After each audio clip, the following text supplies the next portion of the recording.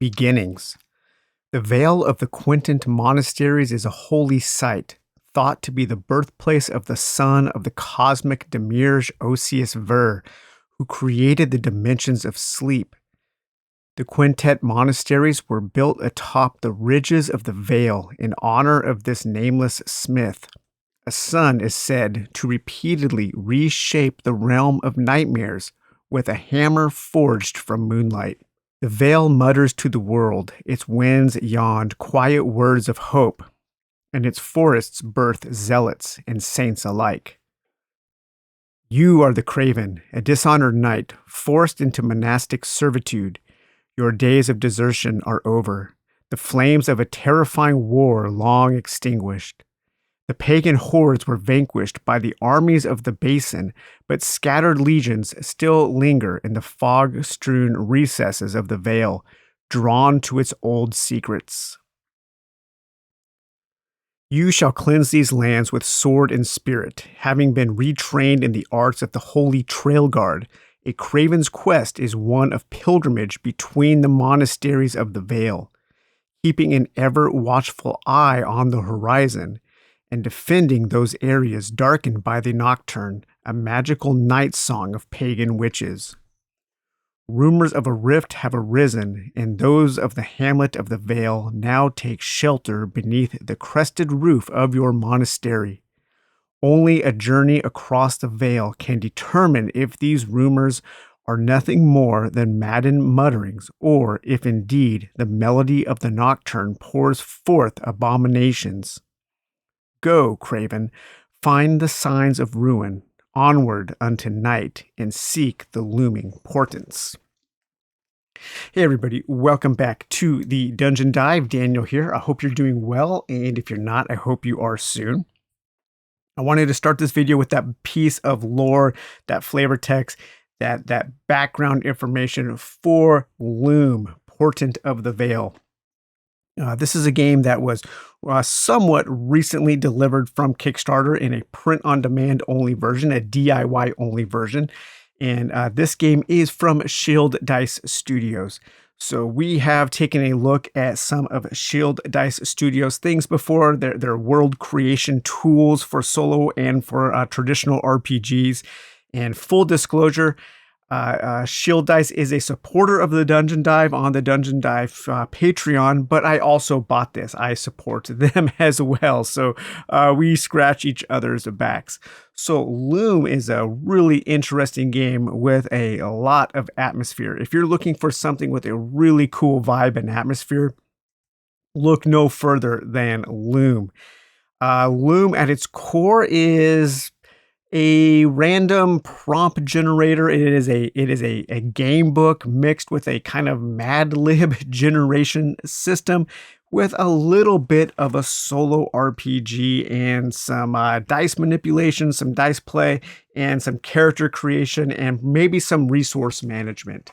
So in Loom, you are going to be taking the role of a Craven. And your goal is on this map is to get from the southern monastery all the way up to the northern monastery. And every time you move into a new square on this map, you will generate some kind of random encounter that you have to deal with. And I think one of the best strengths of this game is the writing in the random encounters. The writing in this game is very, very good. I'm not sure exactly who the author was. I don't know how many people work at Shield Dice Studios, but whoever they have writing for them right now with Loom, make sure that person is taken well care because I want to see more of this world here. But my character right now, his name is Cragor the Craven. My weapon is a bitter nail, and it deals blunt style damage. I have a patron. My Demiurge is she. This is my sigil that I drew. Right now in my inventory, I have some strong ale. I'm working towards a couple quests, which are to touch the gates, torch gates visited. I want to visit all 4 of these torch gates on the map. And I'm also trying to collect these music sheets, and I have found 1 music sheet. On the bottom of your character sheet here, You will keep track of your health and armor. I don't have any armor right now, and you have 1, 2, 3, 6 different body spots that you can keep track of your health points, of your HP. You have your head and torso. Those have a maximum of 3. If either of those ever gets to 0, your character dies. And then you also have your 2 arms and 2 legs. And if those ever get to 0, you are maimed. And when you become maimed, you add a +1 modifier there. And that's a challenge modifier. There are 3 kind of stats that go up and down while you are playing the game. You have your challenge modifier, your plague and poison, and your craven points. And those will determine certain things during the game. Your challenge modifier will change how hard it is to overcome a random encounter. Your plague and poison will kind of do the same, but in a different way. And your craven points, those go towards determining what happens at the end of a game. And you want to try to keep your craven points lower. When you act out of character, when you don't act like the craven, you will earn some of those points.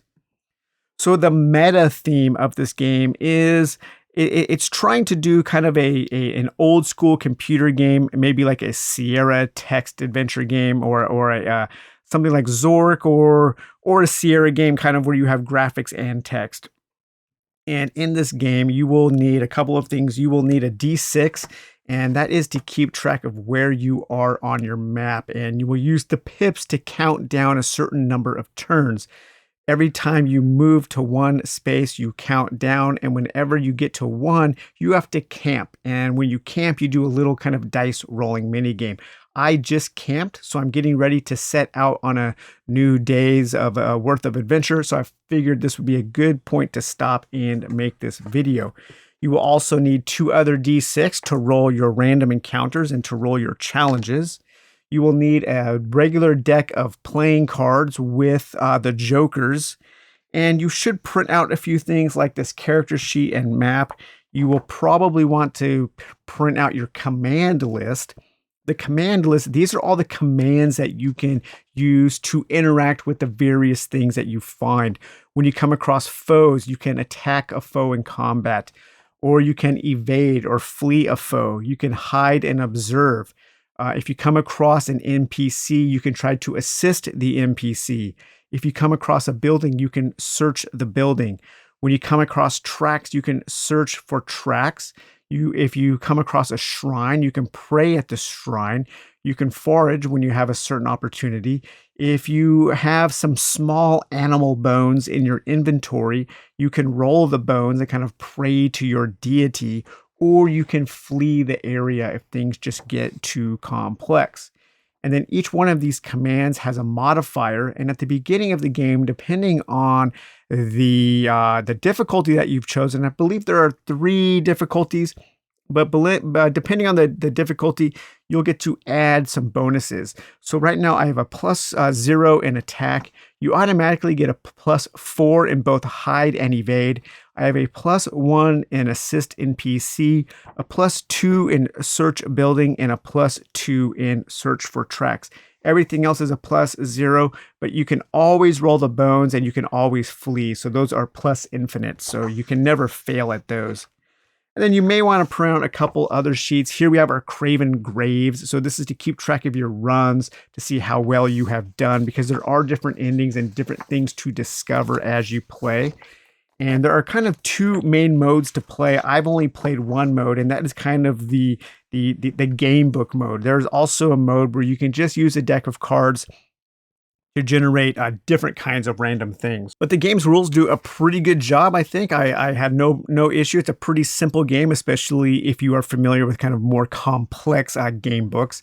The beginning of the game here, I have it printed out in a spiral bound notebook because this is only a PDF. I will probably pay some money to get this in a nice spiral bound book, because I think this is a game I will be returning to often. It's really cool.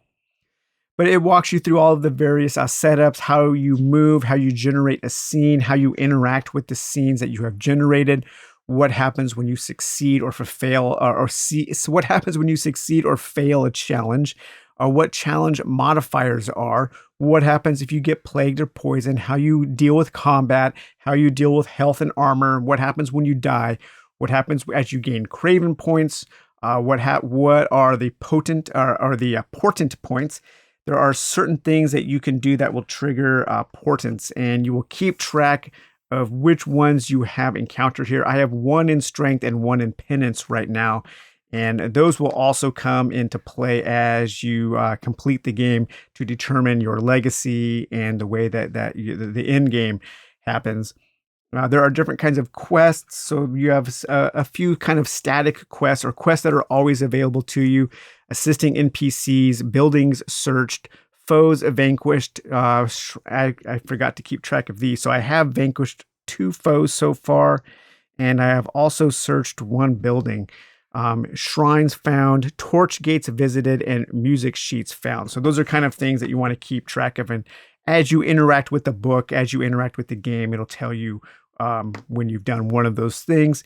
There are items that you can find, and those items are on page 39 here, and those will have one-use items. They're all kind of like potions and scrolls and things that you can use to help you on your adventure, but we have a D66 number of items there. Finally, you kind of get into what aces and jokers do. I haven't actually encountered an ace or a joker yet, and also how to handle your campsite and nightfall.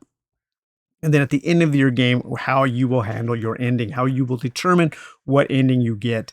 Then it kind of gives you a basic overview of how you should set up your table, the different printouts you might need, and then how you generate a paragraph encounter.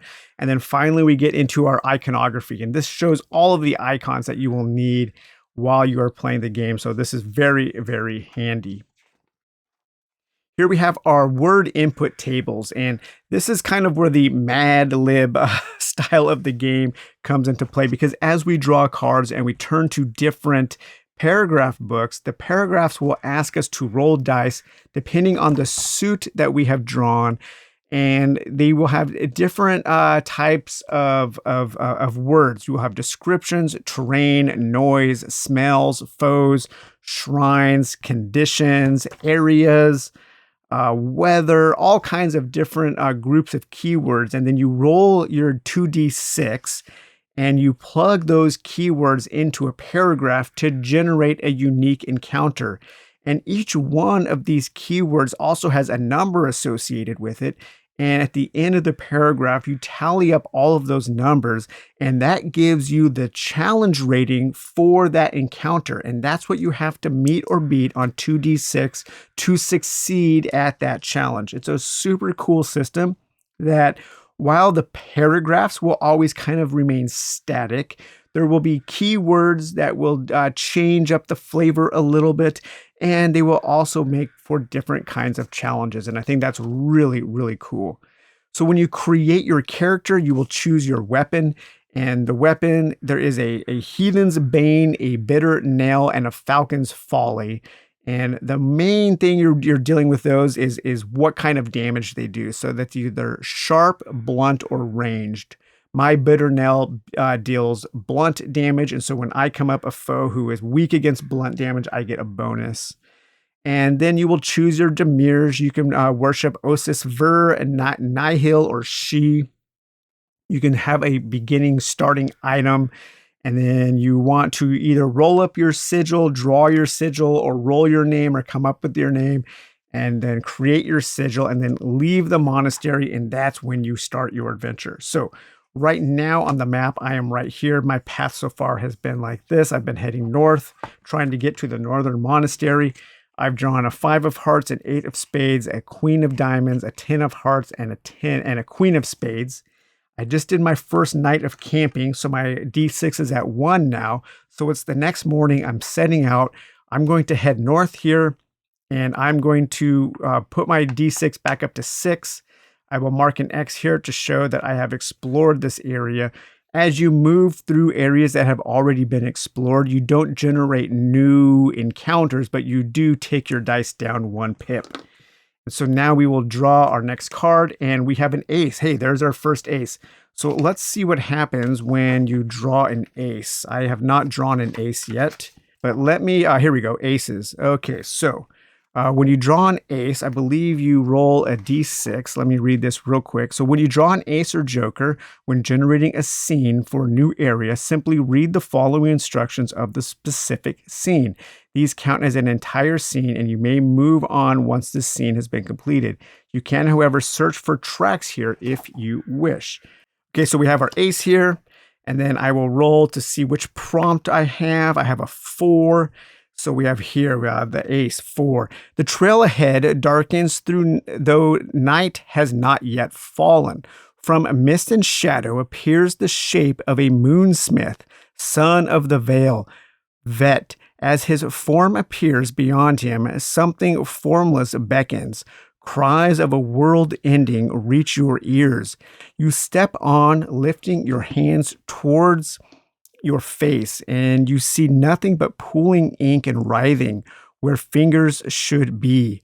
Is this the work of Nile, the formless who forms, or a moonsmith dream? So we have a spade here, and we read this. An unknown language taunts you in the lurid day. Roll to beat a 6+ or receive +2 Craven points. Okay, so this is just a dice challenge here. So we need to get a 6 or higher, or else I will receive 2 Craven points. And we got it. So we got a 6 or higher. So I did overcome that challenge, so I don't receive any Craven points. So that would be that challenge for the day. Next up, I will move north again. So we will move on to this eyeball, which is one of those portents that I mentioned. And we'll take our D6 down to 5. I will mark this off here. Okay, so a 5 here. And now we go to our portents page, and the portents page is on 42. And this is just a little thing that we do before we generate our encounter for that day, or that space. So we'll roll a D66 with the pink first, and 26. The portent of choice. A torn banner has been caught in the branches of a dying ash tree. Okay, so the portent of choice means that we get to choose which portent we want. Now, I already have 1 in strength and 1 in penance. I think I'm going to take another penance to try to boost that. I don't know why, but right now that seems like a good idea. Okay, so we have done our portent, and now we draw our card to see what else this space has in store for us.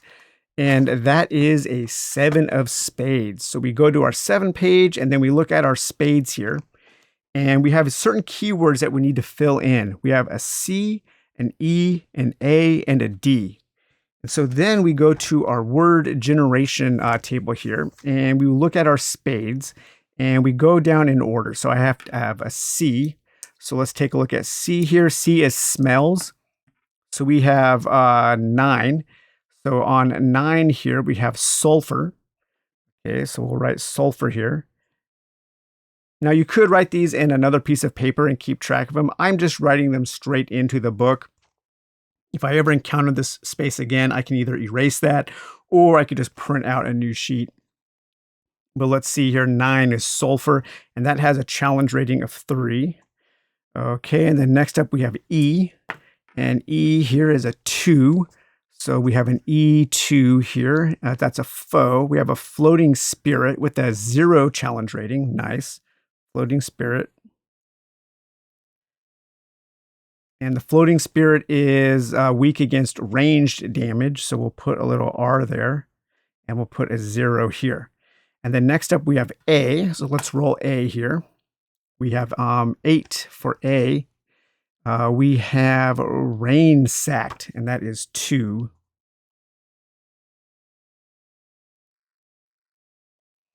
And then finally we have a D, and for a D we have 8.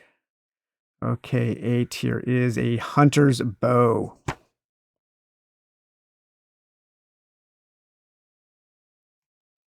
And the hunter's bow has a 2. So now we take all of those numbers and we add them up. We have 3, 0, 5, 7. So our challenge rating for this encounter is 7. So let's read our paragraph that we have generated here. The smell of sulfur is carried on the winds here. As you traipse along an old road of the pilgrim's path, you notice round stones placed at intervals, each painted with the symbol of a green eye. You get the feeling that the stones are watching you, though you know it to be absurd. Ahead, a floating spirit exits a large carriage, horses long dead. The rain-sacked wagon it climbs from disintegrates into a burst of rift magic. The nocturne heard aloud now, piano keys punching the once quiet Vale. Your foe wields a runic hunter's bow. Okay, so we have a foe, so we need to deal with the foe. That is really the only thing we can deal with here. There are no buildings, there are no shrines. So this is just a combat challenge. So to deal with combat, we can attack the foe, we can evade or flee, we could try to hide and observe, or we can flee the area to see what happens. And our combat challenge is a 7. Now I don't have any combat modifier or challenge modifier on my character. My challenge modifier is at a 0 now, so that's very good. I don't have any poison or plague, so I'm not going to have to deal with that, but I will have to deal with this floating spirit. So I need to try to combat the floating spirit, and I'm looking for a 7 or higher. All right, a 9. So I have succeeded in attacking my foe. So now we roll a d6 to see what happens. 3. You vanquish your foe, the adrenaline giving you new strength, minus 1 to your challenge modifier. My challenge modifier is at 0. If you're playing the normal game, you can't go into negative, so that just stays the same. And we have overcome that scene. So now we can continue to move. I will again move north here. I will tick down my d6 to a 4. All right, and now let's see what we have for this space here. We have a 10 of clubs. Okay, 10 of clubs. So a 10 of clubs here. All right, so we need a letter B, and we look at our club here. So a B here is 9, and we have a forest, and then we have an E. So a 7 on an E is a lone wolf, and that is a 2. Our forest here was a, let's see, what was our forest here? Our forest was a 3. Okay, next up we have a D. And D is 4. So let's see, D, 4, decaying leaves. That's a 1. And then we have an F. F7 is a bleached skulls. And that is a 2. The bleached skulls is a 2. Okay, so our challenge level for this encounter is 3, 4, 5, 6, 7, 8. Okay, so let's read our paragraph that we have generated here. Your heavy footsteps squelch in time with your heart as you move along the puddled path of the forest. A hint of movement between rune-carved boulders ahead cause you to stop. You see a lone wolf rise a moment later. It does not spot you on the trail. You stand downward, the heavy stench of decaying leaves reaching you. As you move closer, you notice a shrine also rests between the boulders built of bleached skulls. The unholy visitor of the Vale guards this hidden site. You run your hand over the carved runes of a boulder. You can feel the presence of arcane spirits. Okay, in order to pray at this shrine, we need to deal with this wolf. And our combat challenge is an 8. I'm going to just try to attack the wolf, so I need an 8 or higher. And, oh, so close. I got a 6. So we failed at that combat challenge. So now let's see what happens due to our failure. A 6. You vanquish your foe, but the battle has left you exhausted. Minus 2 HP plus 1 challenge modifier. So our challenge modifier now goes up to a plus 1. So each challenge after this now is going to be 1 more difficult. And then we also lose 2 HP. And so we roll to see where that HP comes from. A 1. Ooh, ouch, to my head. Oh no, my head was already at 0 or was at 2. I lose 2 HP at my head. That lone wolf actually killed me.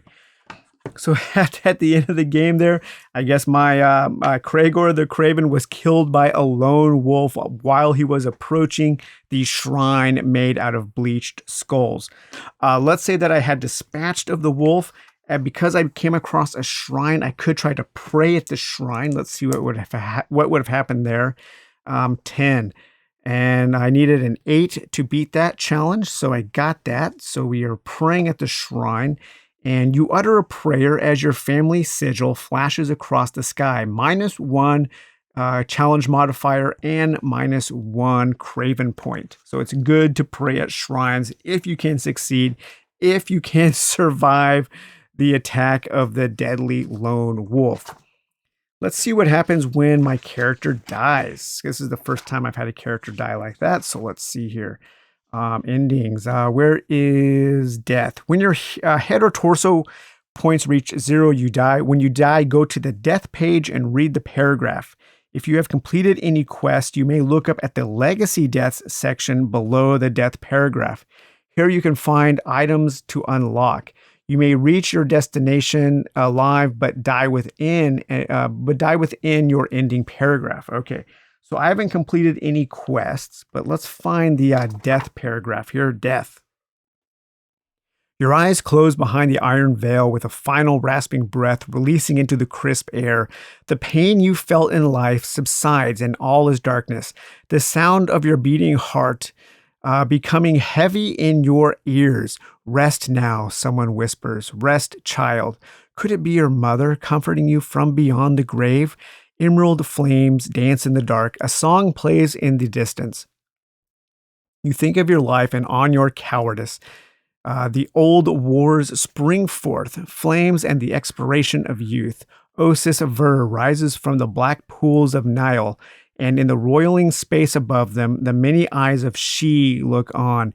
You witness the forms of people huddled in their thousands, marching towards an endless gullet of swollen flesh.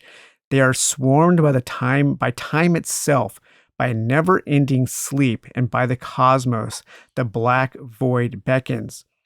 If you meet any of the criteria below, time shall be reversed. Your journey begins anew. You are gifted a trophy for your efforts. If you meet more than one criteria, choose a single prize worthy of a trail guard. Though the memories of your former journey you have faded, your soul and legacy linger. So if you had assisted any NPCs, just if you had done any of the major quests, you could start your next journey, kind of a new game plus mode or dying in Dark Souls or something like that, with some new information or a new piece of gear. So overall, I have really enjoyed my time with Loom. It's kind of just a chill, relaxing game. While I was playing it this morning, I just threw on some Dungeon Synth. I threw on a compilation of the Fife albums. I think it's 1 through 5 now. And just had a really nice time. It's a relaxing game. It's not a fast-paced game because you are rolling dice and you're looking up words and plugging them in and then reading pretty ornate prose. The purple prose in this game I think is fantastic. I've had a great time reading this.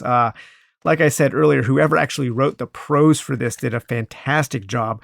I would love to see this world fleshed out in other games. Maybe just a book of random encounters, a book of hex crawling in this environment, I think would be super cool. I love the world. I love the vibe and the atmosphere of this game a lot.